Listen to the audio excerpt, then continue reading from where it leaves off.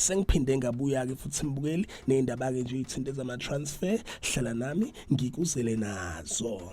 Ngizoqala ke lambukeli ngendaba ke ethinta iKaizer Chiefs onaka amakhosi kunendaba ke lambukeli eseyivelile ukuthi ke iKaizer Chiefs iseyinhlelweni zokuthi ke bededele lapha uEdson Castillo. Bathi ke mabechaza kahle baveza ukuthi ke njengoba ke kuyi-transfer window kuyisikhathi ke lapha sokuthi ke kusayinwa abadlali, bathi ke iKaizer Chiefs njengamanje iseyinhlelweni zokuthi ke belethe abadlali bangaphandle abawu3 kuona amakhosi and ingakho ke befuna ukudedela lapha yena uEdson Castillo.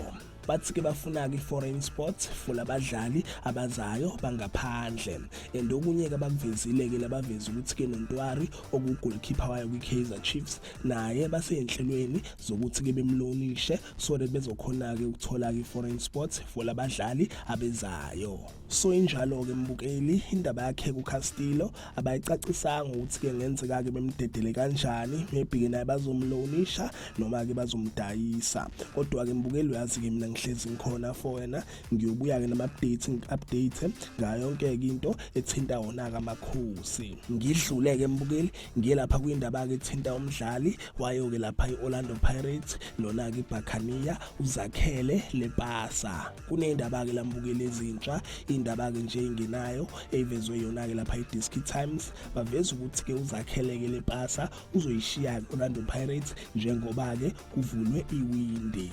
Bathi ke iPirates ithatheke isinqumo sokuthi ke imdedele yena ke uZakhele Lepasa and isibonile uZakhele ke Lepasa uhlaleke isikhathi eside engadlali ke lapha kuyo Orlando Pirates ngenxa ke ya injury. So zinjalo ke mbukeli yizo ke lezi indaba ezisematheni indaba ke izithinto zama-transfer ade ngiphathele zona. Uyazi ke mina ngihlezi ngikhona for wena, cela ke mbukeli ungakhohlwa ukuthi ke ulike and ke usubscribe ake ngithi ke nje danke ngiyazi bongela.